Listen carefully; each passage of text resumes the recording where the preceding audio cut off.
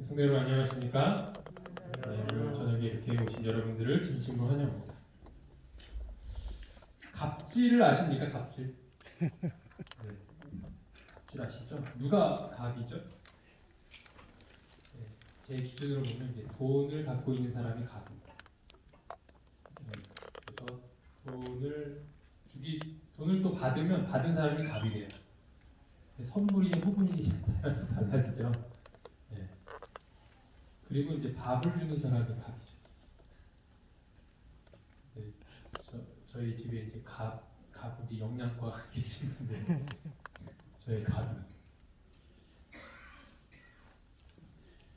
갑을 관계에서의 갑의 어떤 행동을 뜻하는 전미사인 지를 붙여 만든 말로 권력의 우위에 있는 갑이 권리 관계에서 약자인 을에게 하는 부당 행위를 통칭하는 개념. 어렵게 해놨지만 갑질 무엇인지 다 알 것이라고 생각합니다. 이 갑질에 대한 어떤 그 시작, 이 단어가 크게 유행하도록 했던 것이 무엇이냐면 이 남양유업, 욕설 우유 논란이죠. 이 남양유업 사태부터 이 갑질 기업과 관련된 내용이 시작된다고 할 수 있습니다. 2013년 유튜브에 한 음성 파일이 공개되면서 남양유업은 언론과 또 여론으로부터 질타를 받게 되고 불매운동도 크게 전개했습니다. 지금 벌써 7년이 지났는데도 아직 이 사건을 기억하시고 불매운동을 하시는 분들이 있을 줄 압니다. 30대 남양유업 영업관리소장이 50대 하청 대리점주에게 막말과 욕설을 퍼부으며 제품을 강매하는 내용이 고스란히 담긴 음성 파일이 공개가 되었던 것입니다. 당시 음성 파일에는 30대 소장이 죽기 싫으면 받으라고요. 끊어 빨리 받아. 물건 못 받겠다는 그따위 소리 하지 말고 죽여버리겠다며 협박하는 내용이 그대로 담겨 있었습니다. 이후 대리점의 불공정 행위를 막는 이른바 남양유업법, 대리점 거래의 공정화에 관한 법안이 제정되는 데 큰 기여를 하기도 했다고 합니다. 하지만 이 갑질 사건의 가장 대표적인 그 이야기가 있다면 당연히 이 대한항공 조현아 땅콩 회항 사건이죠. 2014년 12월 5일 대한항공 오너 일가인 조현아 전 부사장이 미국 뉴욕에서 이륙 준비 중이던 대한항공 기내에서 매뉴얼대로 하지 않고 봉기째 땅콩을 제공했다는 이유로 난동을 부린 데 이어 비행기까지 돌려 사무장을 그 자리에서 내리도록 한 정말 엄청난 사건이 일어나게 되었습니다. 이른바 땅콩 회항 사건으로 불리면서 2014년 한 해를 뜨겁게 달군 이슈였고 지금도 이 갑질과 관련된 어떤 뉴스나 이런 보도가 나오면 항상 이 자료 화면으로 나오는 그 사건입니다. 그런데 이 갑질은 돈 많은 사람만 하는 게 아니죠. 일반인들도 할 수 있습니다. 최근 사건으로는 지난 4월 아파트 주차장에서 3층에 주차되어 있던 자신의 승용차를 손으로 밀어 이동시켰다는 이유로 경비원 최 씨를 때린 사건입니다.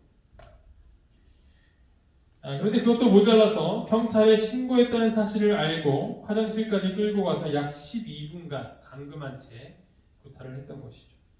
그리고 계속되는 협박 문자를 견디지 못한 최 씨는 끝내 안타깝게도 극단적인 선택까지 하게 되었습니다. 어제 뉴스가 나왔었는데 1심서 징역 5년형을 선고받았다고 합니다. 와. 이렇듯 세상에는 참으로 많은 이 갑질 사건들이 있습니다. 여기 계신 분들 중에서 또 이미 경험하신 분도 있을 것이고 물론 을로서요. 갑으로서 하시면 안 되겠죠. 그만큼 뭐 권력이 있으시다면 저와 좀 친하게 지내시고 성경에도 갑질 사건이 등장합니다. 사무엘 시대부터 신정 정치에서 왕정 정치로 넘어가게 되는데 그것은 하나님께서 원하시는 것은 아니었지만 백성이 너무나도 원하고 바랬기 때문에 어쩔 수 없이 허락을 하시게 되죠. 그리고 그에 대한 결과는 고스란히 그들이 당하게 되는 것들을 보게 됩니다. 그들의 이야기 가운데 이 왕들의 갑질을 우리는 살펴볼 수 있습니다. 첫 번째로 다윗입니다. 다윗은 하나님께서 택하신 왕이었습니다.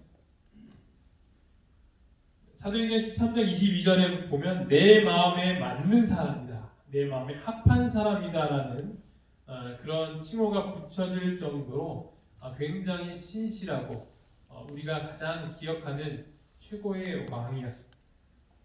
그러나 그도 결국 가진 자, 즉 갑이 되었을 때 갑질을 하게 되죠. 가질 수 없는 것도 가져야겠다는 마음을 갖게 됩니다. 무엇까지요? 남의 부인까지.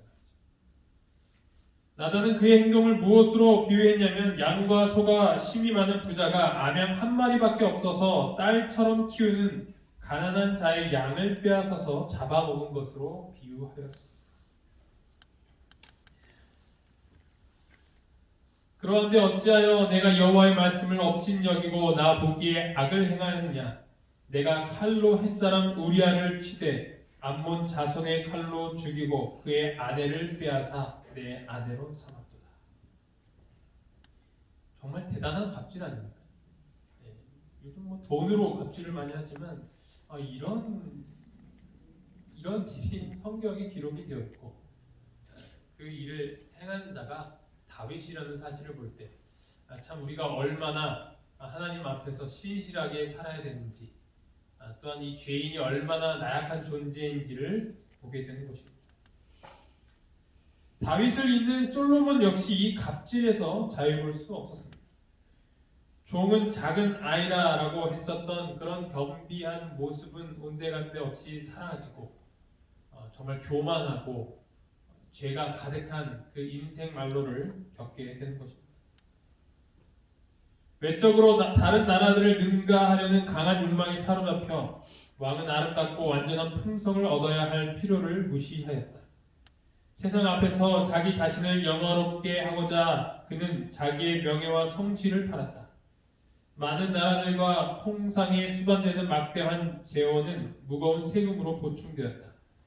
그리하여 교만과 야심과 낭비와 방종은 잔인과 강요를 낳게 되었다. 그의 통치 초기에 백성들을 취급할 때 주목을 끌었던 양심적이고 사려 깊은 정신은 이제 변하였다. 솔로몬은 가장 현명하고 가장 자비스러운 통치자로부터 폭군으로 전락하였다. 한때 자비롭고 하나님을 두려워하던 백성의 수호자가 이제는 포악한 압제자가 되었다. 포화스러운 궁전을 유지할 자금을 염출키 위해 백성들에게 많은 세금을 부과하였다. 자신의 야욕을 충족시키기 위하여서 자신의 백성들을 그렇게 노동으로 내모는 이런 왕이 되었다는 것을 보면 사람이 무엇인가를 가졌을 때, 권력을 갖게 되었을 때 쉽게 변할 수 있다라는 것을 우리는 성경 말씀을 통해서 확인을 할 수 있는 것입니다. 이 다윗의 아들 솔로몬, 그리고 이 솔로몬을 이은 또 다른 아들, 이 솔로몬의 아들 르호보암마저도 갑질을 자행하게 되죠. 열왕기상 11장 43절을 보면 솔로몬이 그의 조상들과 함께 잠에 그의 아버지 다윗의 성읍에 장사되고 그의 아들 르호보암이 대신하여 왕이 되니라. 왕의 아버지가 우리의 명예를 무겁게 하였으나 왕은 이제 왕의 아버지가 우리에게 시킨 고역과 매우 무거운 멍에를 가볍게 하소서. 그리하시면 우리가 왕을 섬기겠나이다. 백성들은 새로운 왕이 세워지게 되자 큰 기대를 품고 기다리게 됩니다. 그것은 무엇이냐면 그의 아버지가 자행했던 그런 잔혹무도한 그 노역에서 벗어나기를 희망했었던 것이죠. 그리고 르호보암은 그들의 그 요구를 듣고 갔다가 3일 후에 다시 오라고 이야기를 합니다. 그때 이 르호보암은 먼저 솔로몬을 섬겼던 노인들에게 물어봅니다. 그때 그들은 이렇게 이야기합니다. 왕이 만일 오늘 이 백성을 섬기는 자가 되어 그들을 섬기고 좋은 말로 대답하여 이르시면 그들이 영원히 왕의 종이 되리다. 현명한 이야기를 하죠. 하지만 르호보암은 그것이 그렇게 마음에 들지 않았나 봅니다. 그와 함께 자라던 어린 사람들은 이렇게 이야기를 합니다. 내 새끼손가락이 내 아버지의 허리보다 굵으니 내 아버지께서 너희에게 무거운 멍에를 매게 하였으나 이제 나는 너희의 멍에를 더욱 무겁게 할지라. 내 아버지는 채찍으로 너희를 징계하였으나 나는 전갈 채찍으로 너희를 징계하리라 하소서.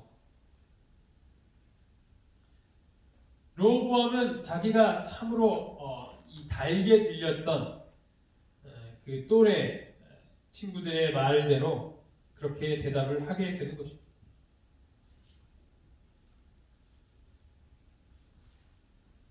그래서 온 이스라엘의 여로보암이 돌아왔다 함을 듣고 사람을 보내 그를 공회에 청하여 온 이스라엘의 왕으로 삼았으니 유다 지파 외에는 다윗의 집을 따르는 자가 없으니라. 르호보암이 아닌 이 여로보암을 따랐던 수많은 백성들, 그것의 가장 중요한 사건은 바로 이 르호보암의 또 다른 갑질이었던 것이죠.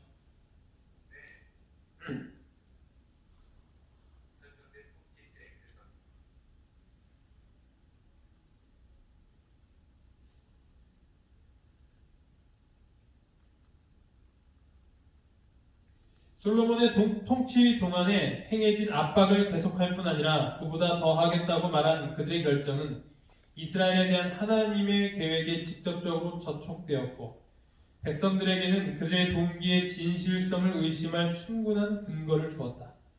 권력을 행사하려는 지각 없고 잔인한 시도에서 왕과 그 택함을 입은 모사들은 지위와 권위에 대한 자만심을 드러내었다. 이 세 명의 왕을 통하여서 사람이 권력을 갖고 또한 갑의 위치에 서게 되면 어떠한 유혹에 쉽게 넘어지게 되는지를 우리는 살펴볼 수 있었던 것입니다. 하지만 성경에서는 이러한 갑질을 하지 말라고 분명하게 이야기를 하고 있습니다. 레위기 19장 13절을 보면 너는 내 이웃을 억압하지 말며 착취하지 말며 품꾼의 삭슬 아침까지 밤새도록 내게 두지 말며 아무 일에든지 다툼이나 허영으로 하지 말고 오직 겸손한 마음으로 각각 자기보다 남을 얕게 여기고 이것이 하나님의 말씀인 것입니다. 이웃을 착취하거나 억압하지 말고 더욱 겸손한 마음으로 그런 자세로 살아가라는 것이 하나님의 명령인 것입니다. 신명기 24장 14절 15절 공궁하고 빈악한 품꾼은 너희 형제든지 내 땅 성문 안에 우거하는 객이든지 그를 학대하지 말며 그 품삯을 당일에 주고 해진 후까지 미루지 말라. 이는 그가 가난함으로 그 품삯을 간절히 바람이라. 그가 너를 여호와께 호소하지 않게 하라. 그렇지 않으면 그것이 내게 죄가 될 것이다. 이 비난한 품꾼을 위하여서 그들을 학대하지 말고 자비롭게 대하라는 이 말씀을 확인할 수 있는 것입니다. 또 마태복음 25장에 보면 양과 염소의 비유가 나옵니다. 임금은 양들을 향하여 다음과 같이 말합니다. 내가 줄일 때에 너희가 먹을 것을 주었고 목마를 때에 마시게 하였고 나그네 되었을 때에 영접하였고 헐벗었을 때에 옷을 입혔고 병들었을 때에 돌보았고 옥에 갇혔을 때에 와서 보았느니라. 이때 이들은 자신들이 언제 왕께 임금께 이러한 일을 하였습니까? 라고 반문합니다. 그때 임금은 이렇게 이야기를 합니다. 임금이 대답하여 이르시되 내가 진실로 너희에게 이르노니 너희가 여기 내 형제 중에 지극히 작은 자 하나에게 한 것이 곧 내게 한 것이니라 하시. 여기서 말하고 있는 지극히 작은 자, 오늘 주제와 연관지어서 그 단어를 표현하자면 을이죠. 을. 지극히 작은 자는 을의 위치에 있는 자들을 이야기하고 있는 것입니다. 그들에게 한 것이 곧 내게 한 것이니라. 우리가 잔혹하게 대하고 소위 이 갑질을 하게 되게 된다면 그것은 하나님께 하는 것과 같다라고 말씀을 하고 계시는 것입니다. 그리스도인으로서 우리는 갑질해서는 안 됩니다. 을을 위하여서 사랑과 친절로 돌봐야 하는 것입니다. 사람이 살면서 갑이라는 위치에 있을 때가 있습니다. 그것은 단순히 회사의 상사가 된다든지 어떤 고용주나 건물주만이 해당되는 것이 아닙니다. 관계 속에서 어떤 경쟁 논리 가운데에서 그런 갑을 관계는 반드시 성립하게 됩니다. 선생이 제자들에게, 부모가 자녀들에게, 고객이 물건을 살 때, 음식점에서 밥을 먹을 때, 심지어는 교회 안에서도 그런 관계가 설정될 수 있다는 것입니다. 초반에 우리가 살펴보았던 그런 소위 이 꼴불견이 나의 삶 가운데에서 일어나지 않을 수 있도록 항상 하나님의 말씀을 유념하면서 살아갈 수 있는 저와 여러분이 되기를 간절히 바랍니다. 아멘. 그러면 우리가 갑질하지 않기 위해서는 어떻게 해야 하는가? 초대교회의 모습을 보면 확인을 할 수 있습니다.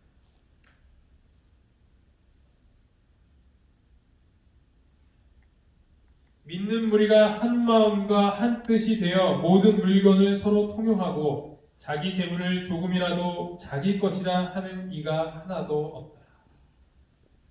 어느 누구도 돈 좀 있다고 하여도 이 갑질한 사람이 없다라는 그런 공동체의 모습을 우리는 이 초대교회에서 확인을 할 수 있는 것입니다.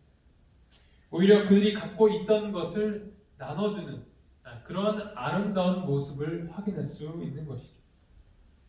사실 이런 모습은 제자들에게 어색한 모습입니다. 왜냐하면 서로 자기가 높다고 으르렁거리던 자들이 바로 제자들이었기 때문입니다.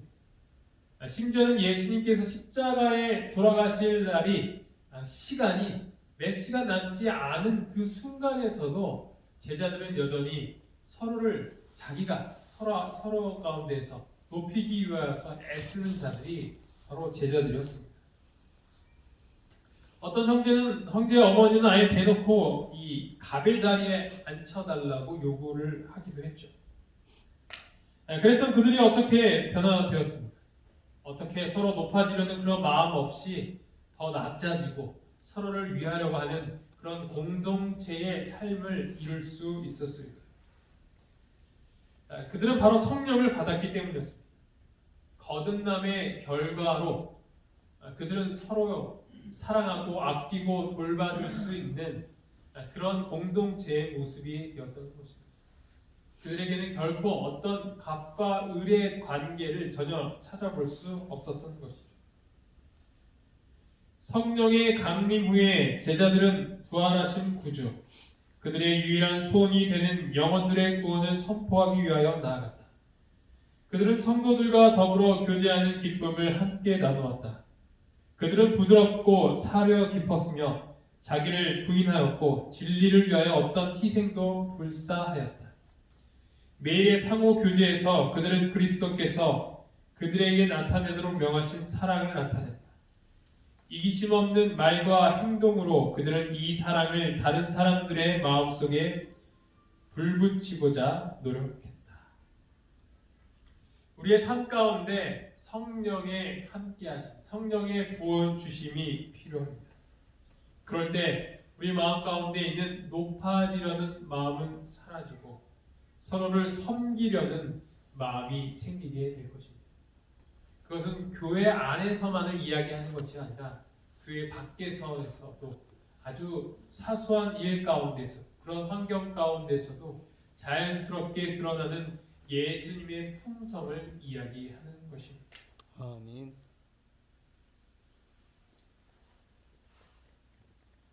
우리의 삶 가운데 우리 이 성령 하나님께서 함께 하심으로 말미암아 우리가 더욱 겸손한 삶을 살아갈 수 있도록 기도하는 오늘 저녁이 되기를 간절히 바랍니다. 아멘. 하지만 우리가 살아가면서 또 오늘 배웠던 이 성경 이야기 가운데 갑의 위치에 있는 사람들이 등장하지만 우리 모두의 진정한 갑은 누구이신가요? 바로 예수님입니다. 젊은 사람들이 이렇게 표현합니다. 갑 오브 갑. 갑 중에 갑이라는 거죠. 갑 오브 갑, 예수님. 그분은 하나님이십니다. 만물을 만드신 창조주이시죠. 이 사실 하나로 다 끝난 겁니다. 뭐 아무리 대단한 사람이 와도 다 그 사람들은 이 하나님께 속한 자들이 되는 것이죠. 그런데 그분은 이 땅에 내려오셔서 어떤 삶을 사셨습니까? 인자가 온 것은 섬김을 받으려 함이 아니라 도리어 섬기려 하고 자기 목숨을 많은 사람의 대속물로 주려 함이니라. 이것이 바로 예수님의 삶이셨죠. 그분은 정말 갑의 위치에 누구와도 비교할 수 없는 그런 분이셨지만 이 을의 을보다 더 낮은 그 자리에 오셔서 우리를 위하여 오히려 십자가에 달려 돌아가신 그분의 그 겸손과 자아 희생의 삶을 볼 때 우리는 이 세상을 갑과 을로 나누는 것이 얼마나 무의미하고 어리석은지를 깨닫게 되는 것입니다. 주님께서 갑질하지 아니하시고 우리를 섬기기 위하여 자기 목숨까지 아끼지 아니하셨는데 어찌 비천한 우리가 감히 누구에게 갑질을 한다는 말입니까? 그것은 하나님 보시기에 매우 죄스러운 모습이라고 할 수 있는 것입니다. 이 세상은 돈과 명예와 권력을 내세워 약하고 가난한 자들을 압제하는 그런 갑질이 만연한 세상입니다. 그러나 우리 주님은 진정한 갑이셨지만 오히려 우리를 위하여 을처럼, 아니 을보다 더 낮게 사신 분이 바로 우리 예수님이셨습니다. 우리도 그 주님의 모본을 따라 약하고 도움이 필요한 자들을 위하여서 겸손한 삶을 살 수 있는 저와 여러분이 되기를 간절히 바랍니다. 아멘. 항상 다른 사람들을 먼저 높이고 혹시 내가 무시받는다 혹은 나를 인정해주지 않는다고 하여도 더욱 겸손한 삶을 살아가셨던 그 예수님을 생각하며 그것을 달게 받으며 고난을 담대히 받아들일 수 있는 우리 모두가 되기를 간절히 바랍니다. 아멘. 그리하여 그 예수님의 삶대로 예수님의 모본대로 살 수 있는 우리 모두가 되기를 간절히 바라면서 말씀을 마치도록 하겠습니다. 아멘. 기도하시겠습니다. 하늘에 계신 하나님 아버지, 오늘 저희에게 하나님의 진정한 겸손에 대해서 배울 수 있도록 도와주심에 참으로 감사합니다. 아멘. 주님께서 보실 때 저희들이 얼마나 미약하고 다 고만고만한 존재들임에도 불구하고 주님의 명령을 무시하고 좀 가지고 있다고 하여서 좀 높은 데 있다고 하여서 주님께서 사랑하시는 그 영혼들을 무시하거나 또 누르거나 한 적은 없습니까? 아버지, 그런 연약한 저희의 모습을 용서하여 주시옵소서. 이제는 모든 사람들에게 초대교회에서 임하셨던 그 성령의 능력을 힘입어 공동체의 삶 가운데 서로 섬기며 서로를 더 높여줄 수 있는 그런 아름다운 교회가 될 수 있도록 인도하여 주시옵소서. 저희 삶 가운데 항상 함께하여 주시고 예수님의 삶을 더욱 묵상함으로 말미암아 우리가 어떠한 삶을 어떠한 자세로 살아가야 할지 고민하며 묵상하며 순종하는 자들이 될 수 있도록 도와주시옵소서. 이 모든 말씀 예수 그리스도 이름으로 간절히 기도합니다. 아멘.